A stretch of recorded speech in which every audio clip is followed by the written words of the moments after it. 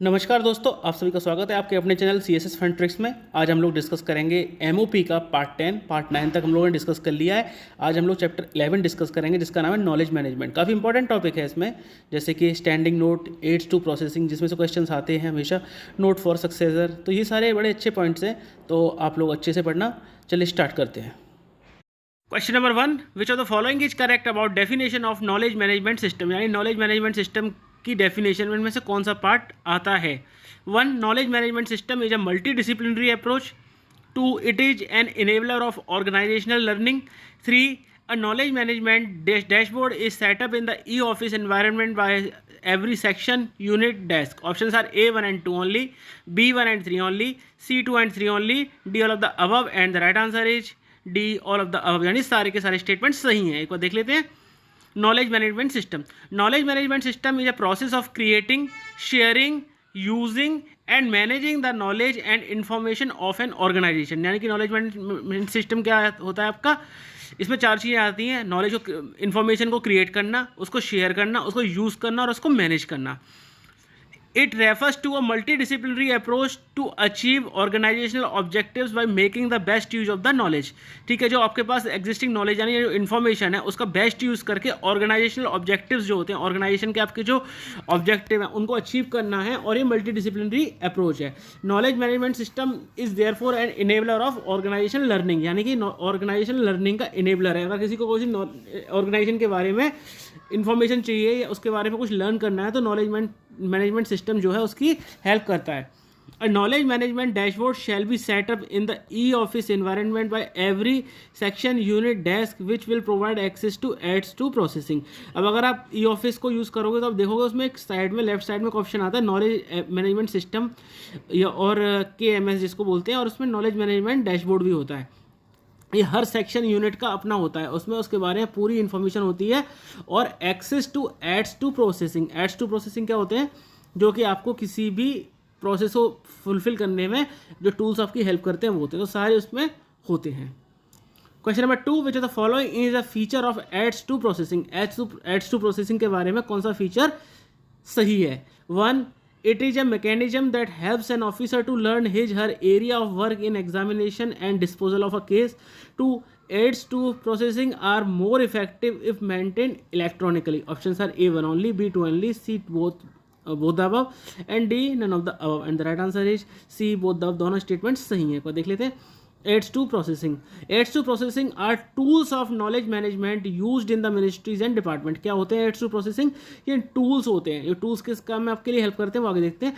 Any mechanism that helps an officer to learn his her area of work in examination and disposal of a case is an aids to processing. यानी कोई भी tool होगा जो कि एक officer को उसका काम को समझने में हेल्प करेगा, वो सब एड्स टू प्रोसेसिंग में आता है। They are more effective in maintain electronically. ठीक है, तो हमारे अब जैसे बात करते हैं क्या होता क्या है। जैसे कि आप बात करते हो गार्ड फाइल है, वो आपके एड्स टू प्रोसेसिंग है, या आपकी प्रेसिडेंस फाइल है, ये सब क्या एड्स टू प्रोसेसिंग है। अगर आपको, जैसे हम फाइल पुटअप करते हैं, कोई नया बंदा आता है किसी सेक्शन में, तो क्या करता है, पीछे का देखता है। तो पीछे कहाँ से देखेगा, प्रेसिडेंट बुक से देखेगा या गार्ड फाइल से देखेगा। तो ये सब क्या है, एड्स टू प्रोसेसिंग है, जो कि उसके काम को समझने में हेल्प कर रहे हैं। तो ये टूल्स हैं नॉलेज मैनेजमेंट सिस्टम के, जो कि उसको अपने काम को समझने में हेल्प कर रहे हैं। अब ये ज़्यादा अच्छे से यूज़ होते हैं इलेक्ट्रॉनिकली, क्योंकि फिजिकल में आपने देखा होगा कि गार्ड फाइल में फाइल को हम सारे डॉक्यूमेंट्स को अटैच करते हैं, कभी नहीं भी करते।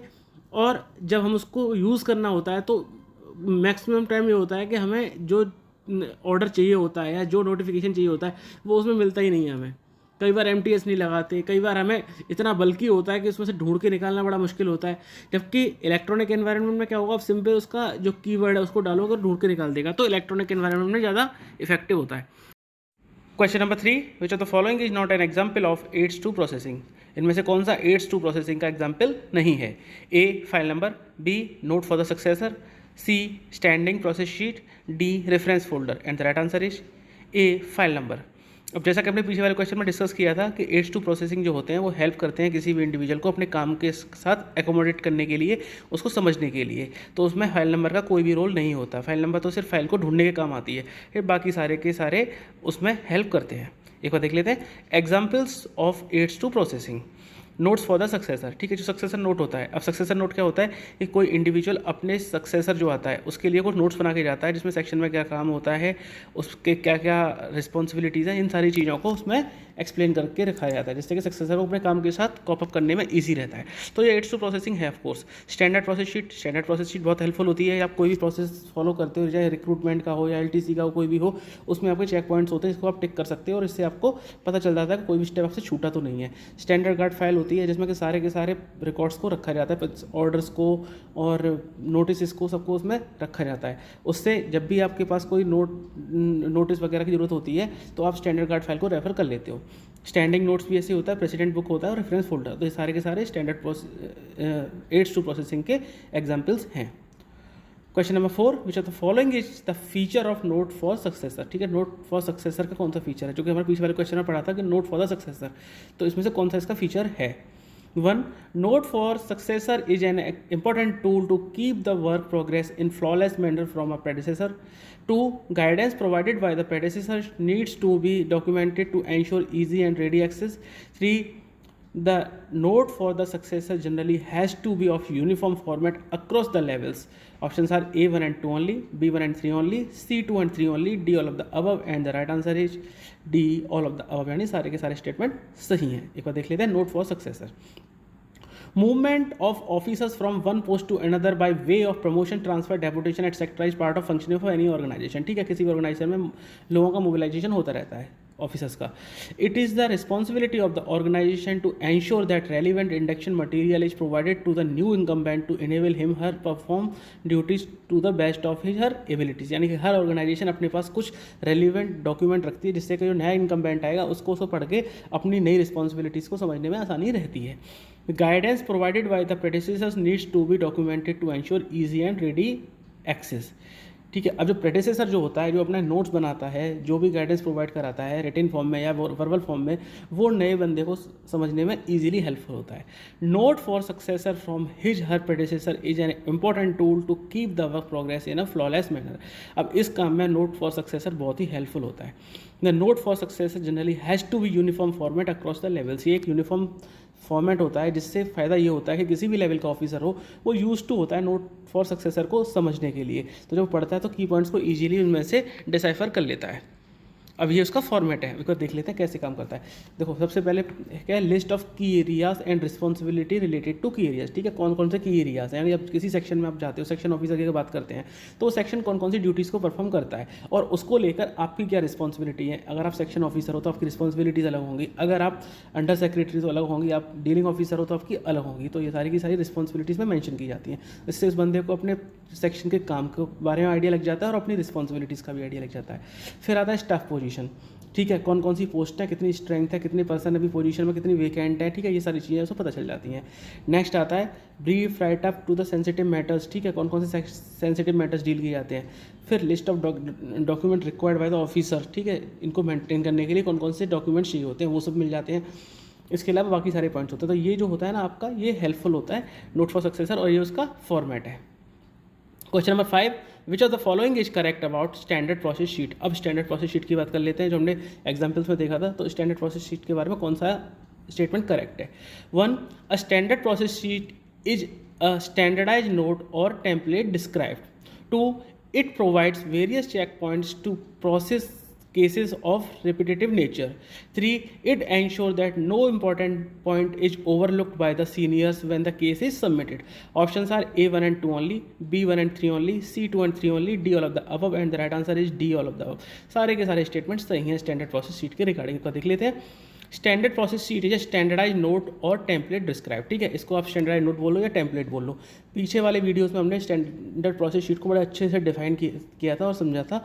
इसमें हम उसको एड्स टू प्रोसेसिंग के रिगार्डिंग उसके पर्सपेक्टिव में समझ रहे हैं। तो इसमें वेरियस चेक पॉइंट्स होते हैं, जैसे कि अगर हम बात करते हैं कोई एम्प्लॉय LTC पे जाता है तो उसका हमने एक स्टैंडर्ड प्रोसेस शीट में एक टेम्पलेट बना लिया कि उसने LTC पे जा रहा है, कौन सा ब्लॉक ईयर है, ऑल इंडिया या होम टाउन, उस पर आप टिक कर लोगे कि ऑल इंडिया होम टाउन। इसके अलावा उसने लीव इनकेशमेंट अवेल कर रहा है कि नहीं कर रहा, लास्ट LTC से कब आया था, इस ब्लॉक में कितनी LTC ले चुका है। तो ये सारी चीज़ें आप जो है उसमें एक चेक पॉइंट बना लोगे, उस पर टिक करके आप भेज दोगे, तो आपको नोट नहीं बनाना पड़ेगा और इससे आपको ये भी पता रहेगा कि आपने कोई स्टेप मिस तो नहीं किया है। तो ये भी आपके लिए हेल्पफुल रहता है स्टैंडर्ड प्रोसेस शीट। तो एक स्टैंडर्डाइज नोट होता है जिसमें आपको अपनी लैंग्वेज में को ज़्यादा कुछ नहीं करना होता, पहले से फिक्स होता है या फिर एक टेम्पलेट होता है। Apart from being a performance tool for the dealing officer, it ensures that no important point is overlooked by the seniors when the case is submitted। ठीक है, सारे चेक पॉइंट्स होते हैं, अगर सारे चेक पॉइंट टिक है तो इसका मतलब कि सारे के सारे फील्ड को आपने कवर कर लिया है। द वेरियस डिटेल्स और the facts and figures of each case are provided by the dealing officer. ठीक है, सारे पॉइंट्स प्रोवाइड हो जाते हैं। For the senior officer it saves time because relevant information needed is visible in a more conspicuous manner. Seniors को जो ज़्यादा दिमाग नहीं लगाना पड़ता, एक रनिंग लैंग्वेज नहीं पढ़नी पड़ती, सिर्फ चेक पॉइंट्स को देखना होता है, ईजिली उनके लिए भी रहता है। The standard process sheet provides various check points to process case of repetitive nature. ठीक है, रिपीटेटिव जो सेम टाइप के जो केसेस होते हैं, जैसे रिक्रूटमेंट की बात कर लेते हैं, तो उसमें ये यूज़ होता है। It is mechanism used in office to arrive at a decision. ठीक है, कोई भी डिसीजन लेने के लिए हेल्पफुल साबित होता है। Question number 6, which of the following is correct treatment about standardise process sheet. Standard process sheet का ट्रीटमेंट कैसे किया जाता है, एक बार उसके रिगार्डिंग कौन सा स्टेटमेंट सही है। 1, standard process sheets are to be reviewed periodically. 2, it is to be treated exactly in the same manner as a normal note sheet is treated. 3, in e-file one may design and customize templates to process cases of repetitive nature. Options are A1 and 2 only, B1 and 3 only, C2 and 3 only, D all of the above, and the right answer is D all of the above। यानी कि सारे के सारे statement ये भी सही हैं। एक बार देख लेते हैं स्टैंडर्ड प्रोसेस शीट के रिगार्डिंग फर्दर पॉइंट्स क्या हैं। Standard process sheets are to be reviewed periodically. ठीक है, इसको बार बार रिव्यू करना चाहिए। और क्यों रिव्यू करना चाहिए, हो सकता है कुछ चीज़ें इरेलीवेंट हो गई हो टाइम के साथ, या हो सकता है कुछ नई चीज़ें ऐड हो गई हो, तो उनको रिव्यू करके उनको ऐड या हटा सकते हैं। With respect to the standing instructions order guidance of the government of India in force. ठीक है, जो भी नए ऑर्डर के अकॉर्डिंग उसमें है कि नहीं, उसको इनकॉर्पोरेट करना है कि नहीं, ये सब चीज़ें देखनी होती हैं। It will be filed on the notes portion of the file. ठीक है, ये नोट पोर्शन पर फाइल की जाती है क्योंकि ये भी एक नोट ही होता है। It is to be treated exactly in the same manner as a normal note sheet is treated. अब यहाँ पर जो ट्विस्टी पॉइंट आता है वो यहाँ आता है। पीछे वाले पॉइंट तो कॉमन पॉइंट थे, इसको थोड़ा सा भी स्टैंडर्ड प्रोसेस शीट का आइडिया होगा या पुराने वीडियोस देख लिए होंगे, उसको सब कुछ क्लियर होगा। यहाँ पर ये चीज़ ध्यान रखनी है, कोई क्वेश्चन अगर रहेगा कि नॉर्मल नोट शीट की तरह ट्रीट कराया जाता है कि नहीं, तो हाँ बिल्कुल, ये बिल्कुल नॉर्मल नोट शीट की तरह ही ट्रीट किया जाता है। In e-file, one may design and customize templates to process case of repetitive nature like advance or withdrawal of GPF। ठीक है, तो ये रिपीटेटिव मैटर्स के लिए होता है। कस्टमाइज टेम्पलेट होती है, आपके मिनिस्ट्री के हिसाब से, आपके सेक्शन के हिसाब से उसको पर्टिकुलरली डिजाइन किया जाता है। Question number 7, which of the following is the feature of standing guard files. अब स्टैंडिंग गार्ड फाइल्स के रिगार्डिंग में कौन सा फीचर है। 1, it gives the background of the policy and procedures of the relevant subject to the new officers. 2, it takes the place of voluminous old files put up for reference. 3, it helps the office in locating the previous papers having bearing on the subject. Options are A1 and 2 only, B1 and 3 only, C2 and 3 only, D all of the above, and the right answer is D all of the above। सारे के सारे statement सही है standing guard file के regarding. एक बार देख लेते हैं। A standing guard file is maintain to help in processing and taking a decision in a case because it gives the background of the policy and procedure of the relevant subject to new officer. कोई new officer आता है तो उसको background बता देता है, किसी policy या प्रोसीजर का बैकग्राउंड आपको क्लियर कर देता है, कन्वे कर देता है।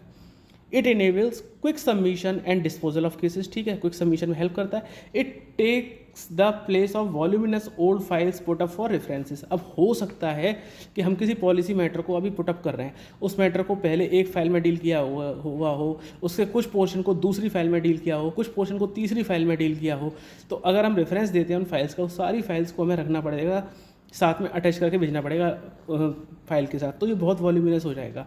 अब इसमें स्टैंडिंग गार्ड फाइल क्या करेगा, इसमें सारे इंपॉर्टेंट नोटिंग पोर्शन और सारा स्टैंडर्ड कॉरेस्पॉन्डेंस इसमें लिखा होगा। तो हम सिंपल एक स्टैंडर्ड गार्ड फाइल को अटैच कर देंगे, या उसमें से उस पेजेस को निकाल के उसकी फ़ोटो कॉपी करके अपनी फाइल के साथ अटैच कर देंगे, तो सिंपली वो बहुत ईजी हो जाएगा उसको कैरी करना।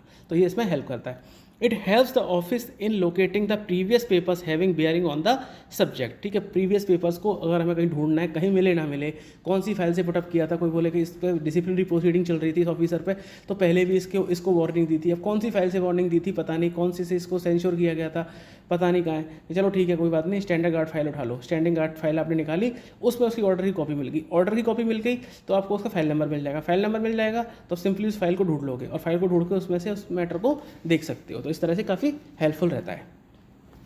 Question number 8, which of the following is not the part of standing guard file. अब स्टैंडिंग गार्ड फाइल का कौन सा इनमें से पार्ट नहीं है। A running summary of the policy on a subject with number and date of relevant decisions और orders quoted in margin. B, copy of the decisions or orders referred to arranged in chronological order. C, model forms of communication to be used at different stages of processing a case. D, copies of the relevant rules. And the right answer is D, copies of the relevant rules. ये standing guard files का नहीं होता है। Rules का आपको देखना है तो आप रूल बुक में जाके देखो, उसको उसमें लगाने का क्या मतलब होता है। इसमें तो जो आपके डिपार्टमेंट से ऑर्डर निकले होते हैं, जो भी नोटिस वगैरह निकले होते हैं, या फिर कोई नोटिंग का पोर्शन होता है इंपॉर्टेंट, वो मिलता है। रूल्स के लिए तो रूल बुक है ही। तो 3 parts of standing guard file, कौन कौन से 3 पार्ट है। A running summary of the principles और पॉलिसी और procedure on a subject with number and date of relevant decisions और orders quoted in the margin. ठीक है, जो मार्जिन में आपके जो कोटेड हो रखा होता है पॉलिसी या प्रोसीड्योर कुछ भी, उसकी रनिंग समरी आपको मिल जाएगी स्टैंडिंग गार्ड फाइल में। कॉपी ऑफ द डिसीजंस और orders refer to arranged in chronological order. कोई भी डिसीजन हो, कोई भी ऑर्डर हो, वो सब आपको मिल जाएगा क्रोनोलॉजिकल ऑर्डर में। कौन सा पहले वाला पहले, बाद वाला बाद में। Model form of communication to be used at different stages of processing a case. ठीक है, मॉडल फॉर्म ऑफ कम्युनिकेशन जितने भी आपने किए हैं वो सारे के सारे आपको मिल जाएंगे अलग अलग टाइम पे, अलग अलग यूज़ करते हो। जैसे आपको सपोज कोई नया एम्प्लॉय आता है, नया एएसओ आता है, अब उसको ओएम सेक्शन ऑफिसर ने बोला आप ओएम भेज दो इसको, अब उसको पता ही नहीं ओएम कैसे बनाना है होता है, वो कहाँ से देखेगा। सिंपल स्टैंडिंग गार्ड फाइल देखो, कोई ना कोई ओएम आपको मिल जाएगा, आपको उसकी लैंग्वेज मिल जाएगी, आपको उसका फॉर्मेट मिल जाएगा, आप उसको उसके बेसिस पर बना सकते हो। तो ये मॉडल फॉर्म ऑफ कम्युनिकेशन की तरह भी हेल्प करता है। तो ये होते हैं स्टैंडिंग गार्ड फाइल के 3 part. Question number 9, which of the following is the correct sequence of the process involved in creating the standing guard file? Standing guard file को create करने के regarding कौन सा sequence सही है। 1, build part 2 by collecting copy of orders issued by the nodal ministry on the subject. 2, arrange them in chronological order. 3, prepare a summary based on these points. 4, take previous year's files if any on the subject. Options are A 1 2 3 4, B 1 3 2 4, C 2 3 1 4, D 3 1 2 4 and the right answer is A 1 2 3 4, यानी कि सारे के सारे correct order जो है as it is है। Steps to create standing guard file, इससे steps क्या हैं स्टैंडिंग गार्ड फाइल क्रिएट करने के, वो समझ लेते हैं एक बार। The first step is to build part 2 by collecting copy of orders issued by the nodal ministry on the subject. ठीक है, तो सबसे पहला स्टेप क्या होगा कि हमें स्टैंडिंग गार्ड फाइल का पार्ट 2 क्रिएट करना है। और पार्ट 2 हम कैसे क्रिएट करेंगे, नोडल मिनिस्ट्री जो होती है, जैसे अगर हम अपने मिनिस्ट्रीज़ की बात करें तो वहाँ पर CSS कैडर के लिए या CSSS कैडर के लिए होती है nodal ministry DOPT, department of personnel and training. तो वहाँ से हम सारे ऑर्डर्स और जितने भी नोटिस वगैरह हैं सारे के सारे कलेक्ट करेंगे उस सब्जेक्ट पे। सपोज हम किसी सब्जेक्ट पे बना रहे हैं, रिक्रूटमेंट रूल्स के ऊपर बना रहे हैं किसी पर्टिकुलर कैडर के रिगार्डिंग, तो हम उस कैडर के कौन कौन से ऑर्डर्स इशू हुए नोडल मिनिस्ट्री यानी कि DOPT के द्वारा, वो सारे ऑर्डर्स उनसे पहले हम मंगाएंगे। Look for the previous references given in these orders and get a copy. अब इनमें से कुछ ऑर्डर्स में जो प्रीवियस ऑर्डर्स होंगे उनका रेफरेंस दिया होगा, तो फिर हम नोडल मिनिस्ट्री से प्रीवियस रेफरेंसेस को भी लेंगे, तो तभी हमारी चेन कंप्लीट होगी। Then arrange them in chronological order, और फिर उसके बाद उनको क्रोनोलॉजी के अकॉर्डिंग लगा लेंगे। नेक्स्ट स्टेप होगा go through these orders and note important points, और सारे के सारे ऑर्डर्स को पहले स्टडी करो और इंपॉर्टेंट पॉइंट्स को उसमें से निकाल लो। Prepare a summary based on these points, और उसके बाद क्या करोगे आप एक समरी क्रिएट कर लोगे। Then put these summarise points in a logical sequence, और इन सारे पॉइंट्स को एक सीक्वेंस में लगा लोगे। And take previous years file if any on the subject. अब उसके बाद आप क्या करोगे कि आपने इस सब्जेक्ट मैटर पे जो फाइल्स में डील हुआ है उसको आप उठाओगे। Go through the correspondence portion of these files and take copy of the communication used at different stages of processing of the cases. अब उसमें का जो correspondence portion है उसमें कुछ orders निकले होंगे, कुछ correspondence निकलेंगे, कुछ communications निकलेंगे, सारे के सारे आप निकाल लो। Then the finalized draft along with standard process sheet would form part 3 of standing guard file. और उसके बाद एक ड्राफ्ट फाइनल करोगे और वो ड्राफ्ट के साथ साथ एक स्टैंडिंग प्रोसेस शीट बनाओगे जिसमें सारे स्टेप्स वगैरह लिखे होंगे और उसको हम बनाएंगे पार्ट 3 स्टैंडिंग गार्ड फाइल का। तो हमने स्टैंडिंग गार्ड फाइल के 3 पार्ट देखे थे, पार्ट 1, 2, 3। तो पार्ट 2 हमारा कौन सा होगा? पार्ट 2 होगा जो हम नोडल मिनिस्ट्री से जितने डॉक्यूमेंट्स को हम कलेक्ट करते हैं, और पार्ट 3 होगा जो हम फाइनल ड्राफ्ट बनाएंगे अपनी जो मिनिस्ट्री के जितनी फाइल्स हैं उनको लेके, और नोडल मिनिस्ट्री से ऑर्डर्स होंगे उसको लेके जो फाइनल समरी बनाएंगे, ड्राफ्ट और स्टैंडिंग प्रोसेस शीट बनाएंगे, वो हमारा पार्ट 3 बन जाएगा। तो पार्ट 2 और पार्ट 3 हमारा क्लियर हो गया कि उसमें किस किस पार्ट में क्या क्या जाता है।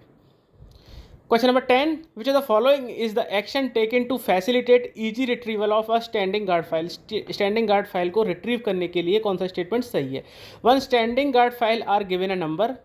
2, a copy of this list of the standard guard files must also be available with the section officer and each of the dealing officers. 3, the task of maintaining standing guard file is given to the section officers concerned. Options are A, 1 and 2 only, B, 1 and 3 only, C, 2 and 3 only, D, all of the above, and the right answer is A, 1 and 2 only. यानी कि third statement, the task of maintaining standing guard file is given to section officer, is a strong statement. एक बार देख लेते हैं, retrieval of standing guard files. To facilitate easy retrieval standing guard files are given a number. देखो ये तो clear point है कि गवर्नमेंट ऑफ इंडिया में कोई फाइल आप ओपन करते हो उसका एक नंबर होता है, तो चाहे वो स्टैंडिंग गार्ड फाइल ही क्यों ना हो। The section must have a list of standing guard files maintain by it. और सेक्शन क्या करता है कि स्टैंडिंग गार्ड फाइल जितनी भी उनकी एक लिस्ट मेंटेन करता है अपने पास, रजिस्टर में एंट्री करके रखता है जहाँ से कि कौन कौन सी हमारी फाइल खुली है उनकी हमें पता चल जाती है। A copy of this list must also भी available with the section officer and each of the dealing officer. और इसकी एक कॉपी तो रहेगी सेक्शन ऑफिसर्स के पास और एक रहेगी सारे के सारे डीलिंग ऑफिसर्स के पास अलग अलग। The section officer normally gives the task of maintaining standing guard file to the dealing officer concern. और क्वेश्चन में हमारा ऑप्शन क्या था? By section officer concern. Section officer supervise करता है लेकिन मेंटेन कौन करता है? मेंटेन करता है डीलिंग ऑफिसर। और डीलिंग ऑफिसर के पास जो भी स्टैंडिंग गार्ड फाइल में डॉक्यूमेंट जाना हो, कॉरेस्पॉन्डेंस जाना होगा, वो उसको उसमें लगवा सकता है। जब भी कोई भी फाइल मूव होगी और कोई भी ऑर्डर इशू होगा उसको स्टैंडिंग गार्ड फाइल में वो लगवा सकता है और इसको सुपरवाइज करेंगे section officer. Question number 11, which of the following is correct about updation in a standing guard file? अब स्टैंडिंग गार्ड फाइल में कौन अपडेशन कैसे होता है उसके रिगार्डिंग स्टेटमेंट देखते हैं। 1, photo copies of orders and other relevant communications issued on the subject by the nodal ministry concerned are kept in part 1।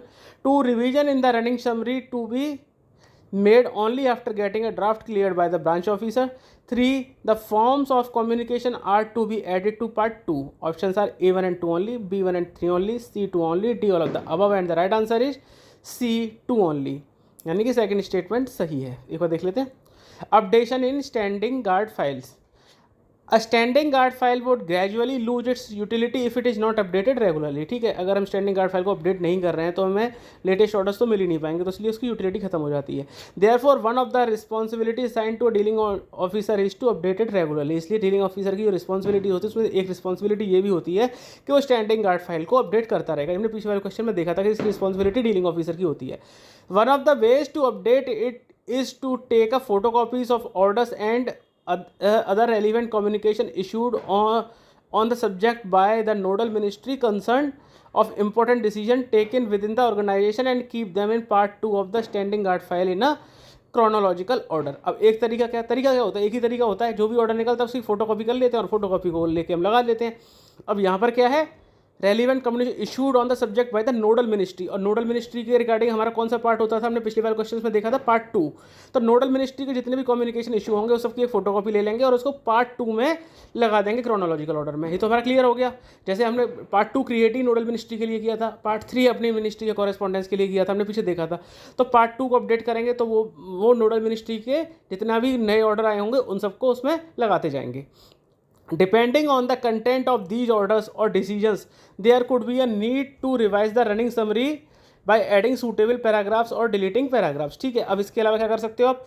Running summary जो हमने बनाई रखी थी, जो हमारा प्रेस जो उसके बेसिस पे हमने एक समरी की शीट बना रखी थी, उस शीट को भी अपडेट करना पड़ेगा। उसमें कोई नया ऐड हो गया तो हम एक पैरा ऐड कर देंगे, अगर कोई पुरानी चीज़ इरेलीवेंट होगी तो उसको हम हटाते जाएंगे। तो ऐसे करके हम अपनी रनिंग समरी को भी अपडेट करते रहेंगे साथ साथ। Such revisions are to be made only after preparing a draft getting it cleared by the branch officer. ठीक है, और इसको ऐसा नहीं कि डीलिंग ऑफिसर अपनी मर्जी से कर लेगा। डीलिंग ऑफिसर को पहले फाइल पुटअप करनी पड़ेगी, वो ड्राफ्ट बनाएगा और नोट के साथ पुटअप करेगा कि ये so and so updations have been made by the nodal ministry and we can make updation in our summary sheets, तो उसको वो ब्रांच ऑफिसर जब देख लेंगे, अपडेट कर देंगे, उसे अप्रूव कर देंगे, तो उसके बाद ही उसको अपडेट किया जाता है। Similarly, as and when the forms of communication are revised or an additional one is revised, these two are to be added to part 3 of the standing guard files। और अगर हमारी मिनिस्ट्री ने कोई further communication order issue किया है या कुछ भी अपडेशन किया है तो पार्ट 3 में हो जाएगा। तो देखो, तो यहाँ पे क्वेश्चन में कुछ भी नहीं, इतना लंबा चौड़ा लिखा हुआ है, लेकिन है कुछ भी नहीं, सिंपल सी बात है कि पार्ट 2 हमारा होता है नोडल मिनिस्ट्री के लिए, पार्ट 3 होता है हमारी मिनिस्ट्री के लिए। पार्ट 2 में जितना भी होगा उसको हम जितना अपडेशन नोडल मिनिस्ट्री कोई भी ऑर्डर अगर नया इशू करती है तो उसे पार्ट 2 में लगा देंगे फोटोकॉपी करके, और अगर हमारी मिनिस्ट्री कोई ऑर्डर निकालती है तो उसकी फोटोकॉपी हम पार्ट 3 में लगा देंगे। इसके साथ साथ हमारी जो समरी शीट होती है उसमें भी अपडेट कर लेंगे, उसमें हम जो भी अपडेट करेंगे उसका ड्राफ्ट हम अपने ब्रांच ऑफिसर को दिखाएंगे। ब्रांच ऑफिसर अगर हमारा अप्रूव कर देगा कि हाँ ये ओके, तो हम उस सीट को लगा दें, पुरानी सीट को लगी रहेगी, उसके ऊपर हम दूसरी नई सीट लगा देंगे और वो हमारी अपडेटेड शीट मानी जाएगी। Question number 12, which of the following is correct about a standing note. अब स्टैंडिंग नोट के रिगार्डिंग कौन सा स्टेटमेंट सही है? 1, standing note is helpful in retrieval of important files। 2, standing note can easily have access to important files on the subject and locate them without any delay। 3, it's a continuing note explaining history and development of the policy and procedure। Options are A1 and 2 only, B1 and 3 only, C2 only, D all of the above, and the right answer is D all of the above। सारे के सारे statement सही हैं standing note के regarding. एक बार देख लेते हैं। Standing note is helpful in retrieval of important files on the subject to which standing note pertains, as it contains reference to the important previous files concerning the subject। अब standing note क्या होता है हमारा कि कोई भी file अगर हमारा रिट्रीवल हो जाता है, रिट्रीव करना है पुरानी किसी फाइल को, तो हम कर ले सकते हैं, क्योंकि सारी फाइल्स का इसमें रेफरेंस रहता है प्रीवियस फाइल्स का। क्योंकि हम लिखते हैं जब स्टैंडिंग नोट बनाते हैं कि ये मैटर डील हो रहा है हमारा, तो so and so file with reference to so and so file number, तो उसमें रहता है हमारा। तो जब स्टैंडिंग नोट को पढ़ेंगे तो हमें कौन सा कम्युनिकेशन कहाँ मिलेगा, उस फाइल का रेफरेंस होगा, उस फाइल से हम उस नोट को ऑर्डर को निकाल सकते हैं।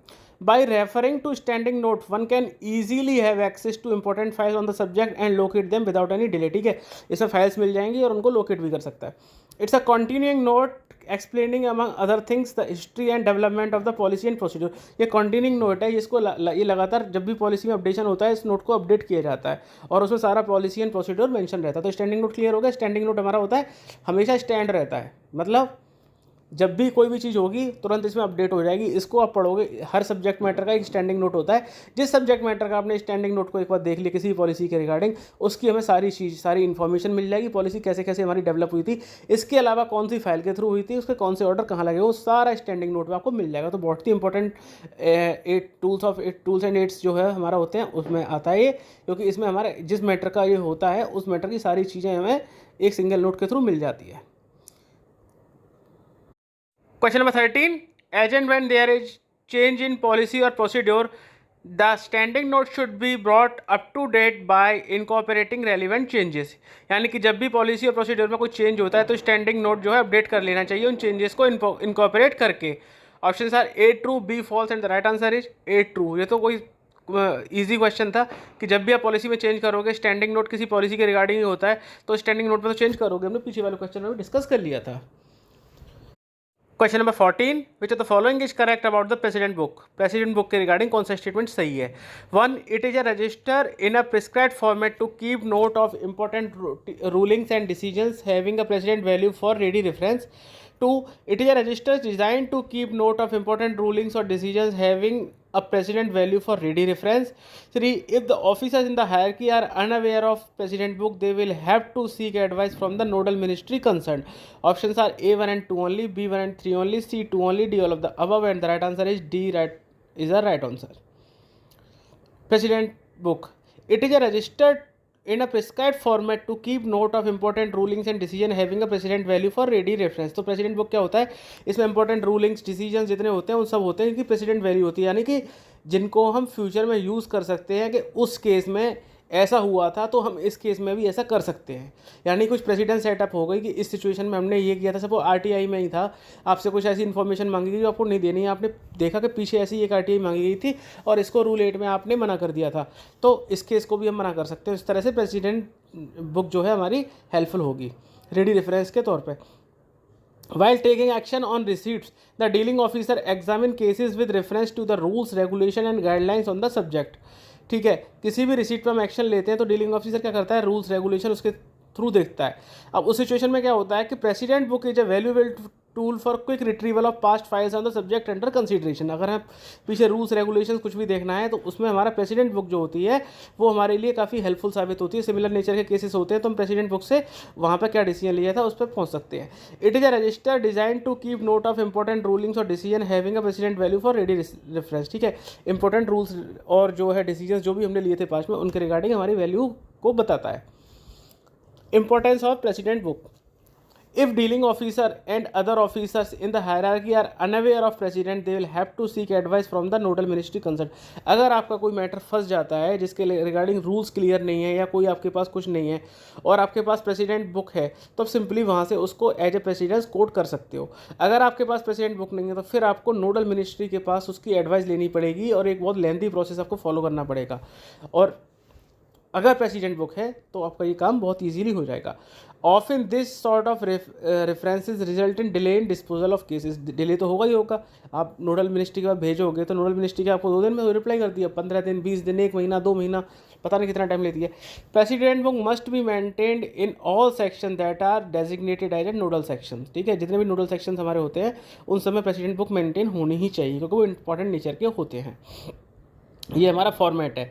तो प्रेसिडेंट बुक में क्या होता है, सबसे पहले तो हेडिंग होती है कि किस हेडिंग पर है। डिसीजन और रूलिंग इन ब्रीफ। ठीक है, किस क्या डिसीजन लिया गया था ब्रीफ में वो हमारा इस पर लिखा होता है। फिर date, file number, copy at page, इसकी कॉपी कहाँ पर है, पेज नंबर पर, और इसके अलावा बाकी की चीज़ें उसमें नीचे होती हैं।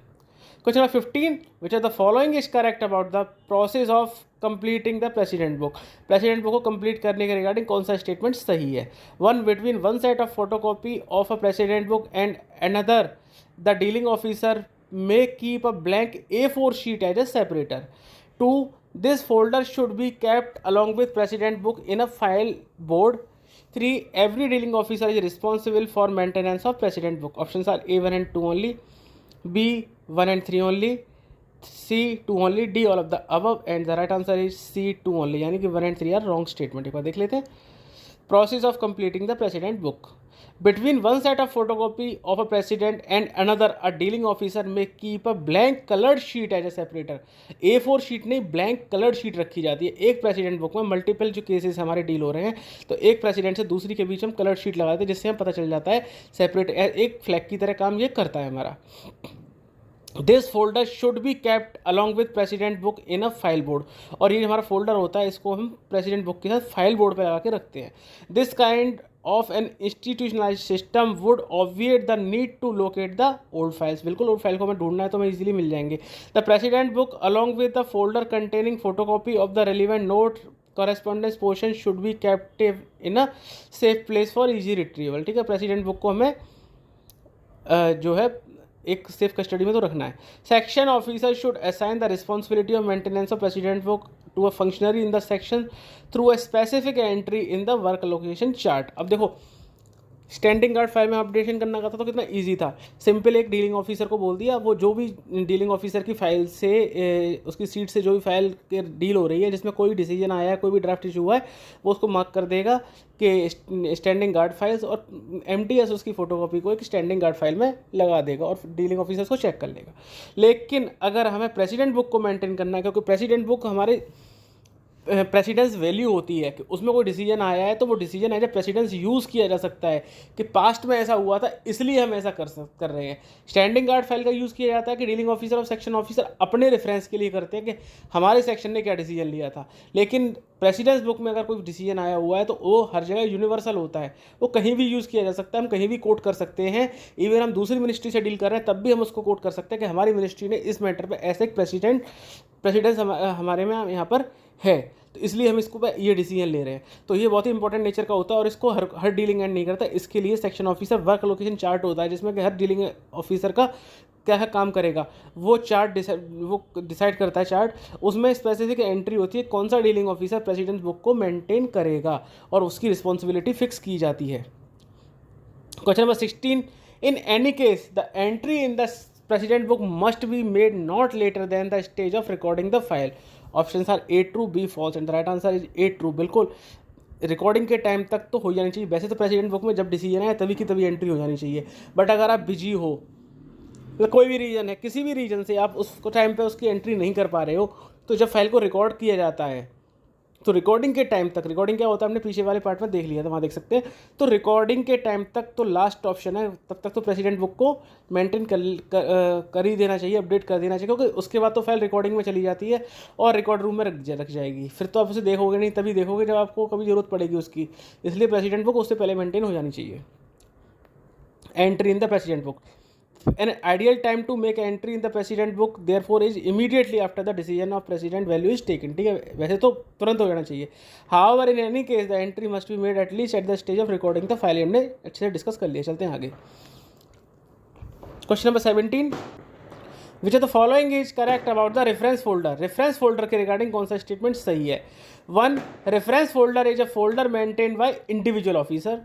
2, it contains such basic details such that rules, instructions, guidelines, etc. on a specific topic which are of immediate use for processing a case। 3, reference folder is useful for the dealing officer or an officer during the discussions with the senior officer or while attending a meeting। Options are A 1 and 2 only, B 1 and 3 only, C 2 only, D all of the above, and the right answer is D all of the above। सारे के सारे statement सही हैं। एक बार देख लेते हैं। Reference folder is a folder maintained by individual officers. ठीक है, इंडिविजुअल ऑफिसर मेंटेन करता है, हर डीलिंग ऑफिसर अपने लेवल पे मेंटेन करता है। It contains such basic details as considered necessary by the officer which are of immediate use for processing a case. इसमें जो डीलिंग ऑफिसर होता है उसको अपने लिए रेफरेंसेस क्या है पर्सनल लेवल पे, उसके लिए मेंटेन करता है। Folder containing copies of various order, rules, instructions, guidelines etcetera on a specific topic, data pertaining to the subject dealt with etcetera. ठीक है, जैसे आपको OM का फॉर्मेट चाहिए, आपने एक स्टैंडर्ड OM फॉर्मेट का रख लिया कि आपको कभी OM भेजना है तो उसका फॉर्मेट, जैसे उसकी एक क्या लैंग्वेज होती है, सब्जेक्ट होता है, कैसे उसको अंडरसाइंड इज डायरेक्टेड टू, जैसे जो आपकी स्टैंडर्ड लैंग्वेज होती है वो देखना है, डेट कहाँ पर आती है, साइन का नीचे क्या लिखते हैं, यूज फेथफुली लिखते हैं कि या कुछ और लिखते हैं, ये सब चीज़ें आपको कैसे पता चलेंगी? आपके पास एक रेफरेंस होना चाहिए ना, तो एक रेफरेंस फोल्डर मेंटेन कर लेता है, उसमें एक OM की कॉपी डाल दी, एक आपने RTI की डाल दी कि कभी आप RTI को डील करनी है तो कैसे करते हैं उसको डील, आपको कैसे, आपने मटेरियल तो कलेक्ट कर लिया जो उसने मांगा है, लेकिन आपको कैसे करोगे? तो RTI में जैसे आप लिखोगे with reference to your letter so and so, RTI application so and so dated, इस तरह से आपको लैंग्वेज स्टैंडर्ड मिल जाएगी। वैसे आजकल तो डीलिंग ऑफिसर्स क्या करते हैं, सबकी सॉफ्ट कॉपी रख लेते हैं और उसमें क्या करते हैं, वो जब भी उनको करना होता है उसी को कॉपी पेस्ट किया जिस ड्राफ्ट को करना है और वहाँ पे उसी में चेंजेस कर देते हैं, और भी ईजी हो गया है। बट थ्योरेटिकली आप रेफरेंस फोल्डर रखते हो जिसमें आपके पास सबकी कॉपीज़ होती हैं। Reference folder is useful for the dealing officer और an officer during the discussion with the senior officers और वाइल अटेंडिंग अ मीटिंग। ठीक है, मीटिंग सीनियर ऑफिसर कभी भी डिस्कस कर रहे हो, आप अपना रेफरेंस फोल्डर अपने पास रखते हो, कुछ भी पूछता है तो उसमें से आप अपना डायरेक्शन ले सकते हो। It may contain details of funds release under the scheme to different states. ठीक है, इसमें ये भी हो सकता है कि भाई कौन कौन से फंड्स आपने स्टेट गवर्नमेंट को रिलीज किए during the last 3 year and also during the current financial year. ठीक है, इसमें आपने ये भी रख लिया। अब ऑफिसर आपसे पूछता है बताइए कितना फंड रिलीज़ किया है हमने, अब कैसे सर याद तो है नहीं, भूल गया, हाँ कुछ ऐसा ही हुआ था, एक बार ये हुआ था। आपके पास रेडी डेटा होना चाहिए ना, आपने रेफरेंस फोल्डर से फटाक से उसका ऑर्डर निकाला, अच्छा ये है सर, ये हुआ है, एज ऑन दिस डेट हमने इतना फंड रिलीज कर दिया, हेल्पफुल हो गया ना। It may contain details containing reasons why funds have not been release to a state government, details like outstanding utilization certificate etcetera. ठीक है, कि आपने सपोज आपको 10 करोड़ करना था, आपने 8 करोड़ किया, बट फिर 2 करोड़ क्यों नहीं हुआ? अब आपको याद तो है नहीं कि हाँ कुछ था फाइल में लिखा था, एक बार देख कर बताऊँगा, दिक्कत तो रहेगी ना। आपने सिंपल देखा कि सर इसमें लिखा था कि इसमें आउटस्टैंडिंग यूटिलाइजेशन सर्टिफिकेट इन्होंने अभी सबमिट नहीं किया है, और जब तक वो सबमिट नहीं करेंगे तो लास्ट इंस्टॉलमेंट हम रिलीज़ नहीं कर सकते।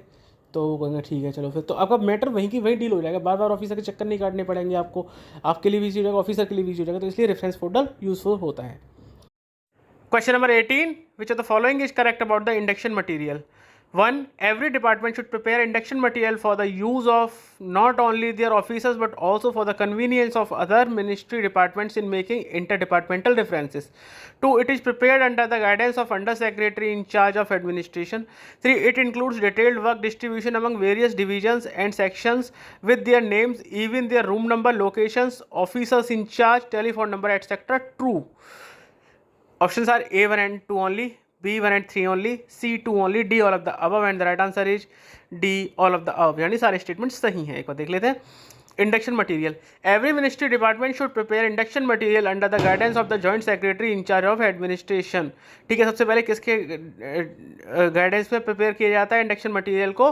जॉइंट सेक्रेटरी एडमिनिस्ट्रेशन के, for the use of not only their offices but also for the convenience of other ministry department in making inter departmental references. ना सिर्फ अपने ऑफिसर्स के लिए लेकिन दूसरी मिनिस्ट्रीज़ को भी किया जाता है जो कि इंटर डिपार्टमेंटल रेफरेंसेस दे सकते हैं इंडक्शन मटेरियल का, कि कोई पॉलिसी प्लानिंग पे वो हम उनकी ओपिनियन चाहते हैं तो हम दिखा सकते हैं कि हमारे मटेरियल में ये है, वो हमसे कोई ओपिनियन मांगते हैं तो उसमें भी इंडक्शन मटेरियल को रेफ़र किया जा सकता है। The induction material should clearly spell out the functions and structure of the organisation. ठीक है, सबसे पहले तो फंक्शन और स्ट्रक्चर क्लियरली स्पेल आउट होना चाहिए इंडक्शन मटेरियल में। Detailed work distribution among various divisions, ठीक है, कौन सी डिवीजन क्या काम करती है ये मेंशन होना चाहिए। एंड सेक्शंस, इवन सेक्शन भी मेंशन होना चाहिए कि किस सेक्शन में कौन सा काम किया जा सकता है, तो जो कितने माइन्यूट लेवल पे होता है। With their names, room numbers, location, officers incharge, telephone number, कितना ज़्यादा डिटेल में जाके किया जा सकता है कि कौन सा ऑफिसर डील करता है, कौन से रूम में है, कौन सी लोकेशन है, और ऑफिसर इंचार्ज और टेलीफोन नंबर भी होता है।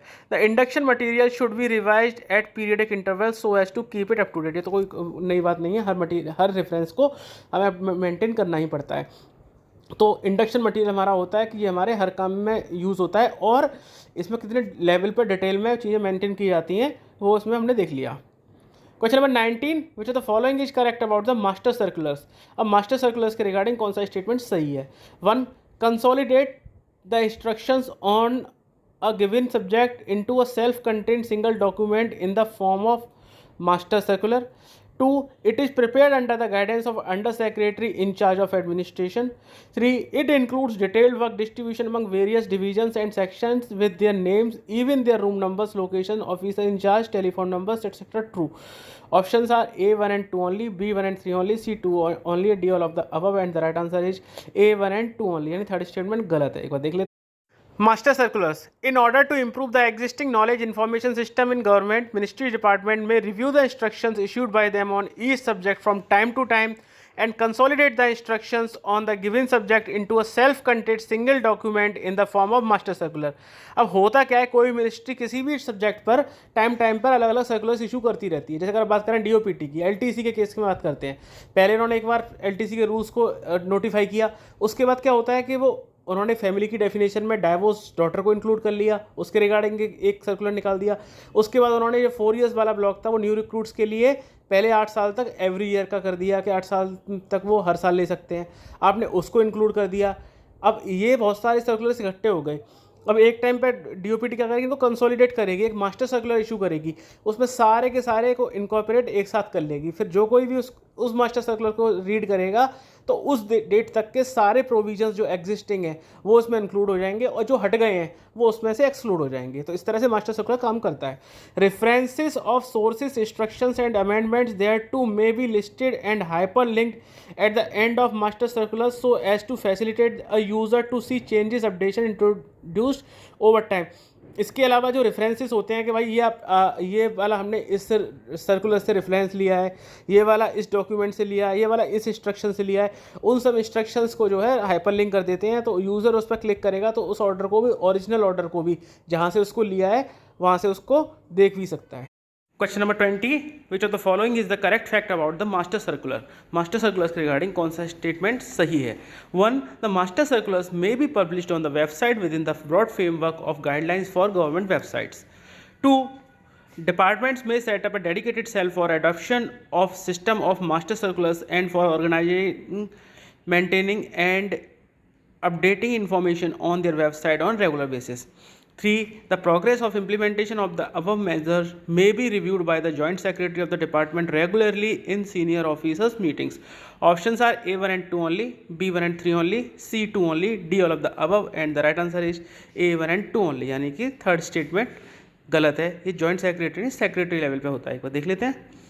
Master circulars, the master circulars may be published on the website with content designed and positioned prominently on the website within the broad framework of guidelines for government websites.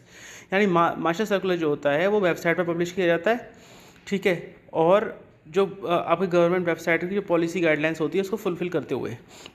Ministries, departments may consider setting up a dedicated cell for adoption of system of master circulars and for organizing, maintaining and updating information on their website on regular basis। ये usually होता है, हर ministry का एक dedicated cell होता है जो कि master circulars को अपडेट करता रहता है और उनको मेंटेन करता रहता है, जो पुराने हो जाते हैं उनको हटा देता है, नए सर्कुलर्स को डालता रहता है, ये सारी चीज़ें उस पर वो सेल करता रहता है। The progress of implementation of the above measures may be reviewed by secretary of the ministry department regularly in senior officers meeting। Joint secretary नहीं है। अब देखो ये मास्टर सर्कुलर कितना इंपॉर्टेंट टॉपिक होता है कि इसको जो मॉनिटर करते हैं वो डायरेक्ट सेक्रेटरी करता है, नीचे का लेवल का कोई ऑफिसर इसको मॉनिटर नहीं करते हैं। ठीक है, तो याद रखना मास्टर सर्कुलर बहुत बड़ी चीज़ होती है। Question number 21, which of the following is correct about matching of responsibility mapping. और रिस्पॉन्सिबिलिटी मैपिंग के रिगार्डिंग कौन सा स्टेटमेंट सही है? रिस्पॉन्सिबिलिटी मैपिंग क्या होती है? एक किस डोमेन में कौन ऑफिसर है जो रिस्पॉन्सिबल है, इसकी होल रिस्पॉन्सिबिलिटी है। काम कोई भी करे लेकिन उसकी जिम्मेदारी उसकी ऑफिसर की रहेगी। 1 नोट फॉर अ सक्सेसर, तो इसकी रिस्पॉन्सिबिलिटी है the officer concern. 2 standard process sheet, section officer. 3 precedent folder और book, branch officer. And options are A 1 and 2 only, B 1 and 3 only, C 2 only, D all of the above, and the right answer is B 1 and 3 only। यानी कि second statement is wrong statement. एक बार देख लेते हैं। Responsibility mapping, ठीक है। Note for a successor, ये किसकी जिम्मेदारी होती है? Officer concern. ठीक है, ये हम लोगों ने पीछे वाले क्वेश्चन में देख लिया था कि नोट फॉर सक्सेसर होता है वो जो डीलिंग ऑफिसर होता है वो अपने सक्सेसर के लिए उसको प्रिपेयर करता है और वो जो नेक्स्ट इनकम्बेंट होता है वो उससे हेल्प लेके अपने काम को समझता है। स्टैंडर्ड प्रोसेस शीट, ये ब्रांच ऑफिसर, ये हमने पिछले वाले पार्ट में डिस्कस किया था कि स्टैंडर्ड प्रोसेस शीट होती है वो मेंटेनेंस सेक्शन करता है, बट उसकी रिस्पॉन्सिबिलिटी ब्रांच ऑफिसर की होती है। उसको डिज़ाइन किया जाना, उसको अप्रूवल देना सब ब्रांच ऑफिसर का काम होता है। स्टैंडिंग गार्ड फाइल, पीछे वाले क्वेश्चन में देखा था कि डीलिंग ऑफिसर मेंटेन करते हैं, बट इसका अपडेट रहने की रिस्पॉन्सिबिलिटी सेक्शन ऑफिसर की रहती है। प्रेसिडेंट बुक और फोल्डर, ये पीछे क्वेश्चन में देखा था कि बहुत ही इंपॉर्टेंट चीज़ होती है, बहुत ही काम की चीज़ होती है, और जब भी कोई प्रेसिडेंट फोल्डर में अपडेशन होता है तो ब्रांच ऑफिसर का अप्रूवल लिया जाता है और उसके बाद ही उसको उसमें अपडेट किया जाता है, तो ये ब्रांच ऑफिसर हो गया। Reference folder, the officer concern, ये हमने देख लिया था। रेफरेंस हर ऑफिसर अपने लिए यूज़ करता है, जिसमें फॉर्मेट्स होते हैं, जब वो सीनियर ऑफिसर के साथ मीटिंग करता है तो अपडेट रहे इसके रिगार्डिंग वो अपना एक फोल्डर मेंटेन करके रखता है, तो वो ऑफिसर कंसर्न का हो जाता है। Question number 22, which of the following is the correct about E file. अब ई फाइल के रिगार्डिंग कौन सा स्टेटमेंट सही है? 1 in e file there is a provision for remarks in the electronic file but not in a physical file cover. 2 it is possible in e-file to have a single folder combining the features of standing guard files and precedent folder। 3 these tools of knowledge management systems are essential to be developed and updated regularly। options are A1 and 2 only, B1 and 3 only, C2 and 3 only, D all of the above, and the right answer is C2 and 3 only। यानी first statement is a wrong statement. एक बार देख लेते हैं। E file, in e file there is a provision for remarks in the electronic as well as physical file cover. ठीक है, तो remarks कोई इतनी बड़ी चीज़ तो होती नहीं है कि जिसके लिए हम इलेक्ट्रॉनिक में रखें फिजिकल में नहीं रखें, जैसे कि पहले वाले पॉइंट में दिया हुआ था कि नॉट इन फिजिकल फाइल, तो ऐसी कोई बड़ी बात नहीं है। रिमार्क हर एक में रहती है, यूजुअली हर चीज़ में रहती है। फिजिकल रजिस्टर के भी हमने फॉर्मेट देखे तो आपने देखा था रिमार्क कॉलम हर एक में रहता ही रहता है, तो इसको समझना कोई बड़ी बात नहीं है। Which could be use to indicate the decisions made using key और कैच वर्ड्स। ठीक है, की वर्ड्स में हेल्प करते हैं रिट्रीव करने में। Subsequently this could be indicated in the president folder, और ये इसके बाद प्रेसिडेंट फोल्डर में वही रिमार्क को हम मेंटेन कर देते हैं जिससे कि दोनों को हम एक साथ ढूंढ सकते हैं। It is possible in e file to have a single folder combining the features utility and standing file and precedent folder. E file में करना कोई बड़ी बात नहीं है, ये तो हम लोगों के लिए फिजिकल में मेंटेन करना मुश्किल होता है क्योंकि हौच पौच हो जाती है, कौन सा फोल्डर किसके साथ कंबाइन करेंगे तो हमारे लिए दिक्कत होगी। ई फाइल में तो हमें सीधा कीवर्ड डालना और डेटा हमारे सामने आ जाता है, तो उसमें चीज़ें ईजिली मेंटेन हो जाती हैं। These tools of knowledge management are essential to be developed and updated regularly। ये तो बहुत कॉमन पॉइंट है, ये सारे हमारे A2 प्रोसेसिंग जो होते हैं सारे के सारे टूल्स को हमें मेंटेन करना होता है और अपडेट करना होता है regularly. Question number 23, depending upon the need of the section concern the reference folder depends upon the need of section officer concern. ठीक है, सेक्शन की नीड के हिसाब से रेफरेंस फोल्डर को जो है सेक्शन ऑफिसर मेंटेन करते हैं। A true B false, and the right answer मेरे ख्याल से सबको ही पता होगा, हो चुका होगा अब तक तो इसके बारे में, B फॉल्स। रेफरेंस फोल्डर हर ऑफिसर का अपना खुद का होता है और वो अपने रेफरेंस के लिए यूज़ करता है, कई बार हमने डिस्कस कर लिया है। Reference folder, depending upon the need of the dealing officer और an officer the reference folder will be created. ठीक है, हर ऑफिसर अपना अपना रेफरेंस फोल्डर क्रिएट करता है अपने हिसाब से। Thus it would depend on the needs of the officer concern, और उसके रिक्वायरमेंट के हिसाब से ये डेवलप होता है। The reference folder needs to be updated regularly on every updation of data and also every amendment to the standing instructions order guidelines of government of India. ठीक है, हमने कई बार देख लिया है। Question number 24, which are the following purpose is not served by a standing note. Standing note इनमें से कौन सा पर्पज सर्व नहीं करता है? 1. A complete background material for review of the existing policy or procedure. 2. A brief for preparing replies to parliament questions or notes for supplementaries thereto. 3. Induction or training material. Options are A 1 and 2 only, B 1 and 3 only, C none of the above, D all of the above, and the right answer is C none of the above. यानी इसमें से सारे गलत हैं, यानी कि ये सारे पर्पज सर्व करता है, सारे स्टेटमेंट करेक्ट हैं अपनी जगह पर। A standing note is design to serve as, ठीक है, क्या पर्पज सॉल्व करता है? A complete background material for review of the existing policy और प्रोसीजर। ठीक है, सबसे पहले तो आपकी एग्जिस्टिंग पॉलिसीज होती है, उनको रिव्यू करने के लिए आपका बैकग्राउंड मटेरियल प्रोवाइड कराता है। A brief for preparing replies to parliament questions और notes for supplementaries thereto. ठीक है, पार्लियामेंट क्वेश्चंस का रिप्लाई करने के लिए आपको उसमें हेल्प करता है। इंडक्शन और ट्रेनिंग मटेरियल, और जब कोई न्यू इनकम्बेंट आता है तो उसकी ट्रेनिंग कराने में और इंडक्शन में भी हेल्प करता है। तो ठीक है, तो स्टैंडिंग नोट हमारा क्या होता है, हमने पहले देख लिया था पिछले वाले क्वेश्चंस में कि स्टैंडिंग नोट एक सेक्शन में क्या क्या काम होता है उसके रिगार्डिंग हेल्प करता है, कौन कौन से मैटर्स डील किए जाते हैं। तो उसमें का हमारा कौन सी पॉलिसीज़ हैं उसका बैकग्राउंड प्रोवाइड करा देगा, आपको पार्लियामेंट क्वेश्चन का रिप्लाई करने में हेल्प करेगा, और न्यू इनकम्बेंट को ट्रेनिंग और इंडक्शन में भी हेल्प करेगा। आज का हमारा आखिरी क्वेश्चन है, which of the following is correct about the precedent book. Precedent book के रिगार्डिंग कौन सा स्टेटमेंट सही है? 1. Dealing officer may also make entries relating to discussions on file leading to no discussion also. 2. All cases should be entered in the precedent book invariably. 3. Page reference given to a photocopied papers may be noted in the precedent book. Options are A 1 and 2 only, B 1 and 3 only, C 2 only, D all of the above, and the right answer is B 1 and 3 only, यानी कि statement 2 is a wrong statement. एक बार देख लेते हैं। Process to update a precedent book, locate files in the precedent value. ठीक है, कि जिसकी प्रेसिडेंट वैल्यू है उस फाइल को लोकेट करो सबसे पहले, जिसकी प्रेसिडेंस में हमें यूज़ करनी है। Dealing officer may also make entries relating to discussions on file leading to no discussion also. ठीक है, अब इसके अलावा क्या करेगा डीलिंग ऑफिसर?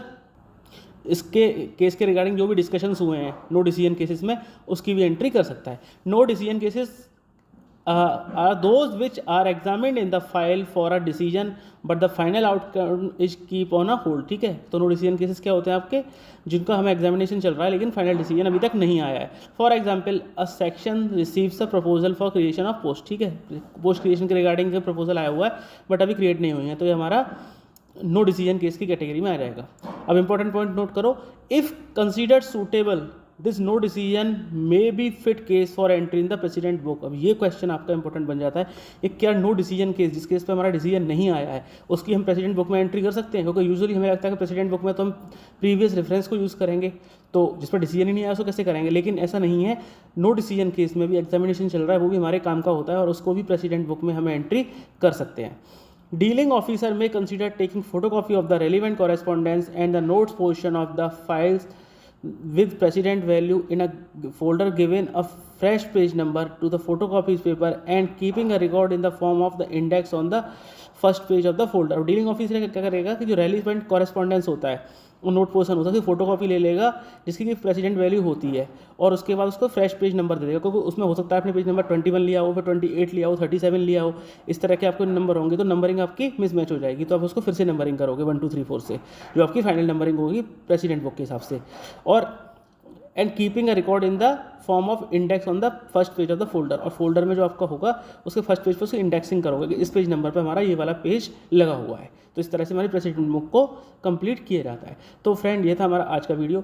आप लोगों को कुछ क्वेश्चन लगे होंगे बहुत ही स्टूपिड क्वेश्चन है, ये हमारे किसी काम के नहीं है, जैसे कि सेपरेटर के तौर पे हम कलर्ड फोटो कॉपी रखते हैं या A4 कॉपी रखते हैं, या फिर आपको लगा होगा कि प्रेसिडेंट बुक में हम फोटो कॉपी करते हैं।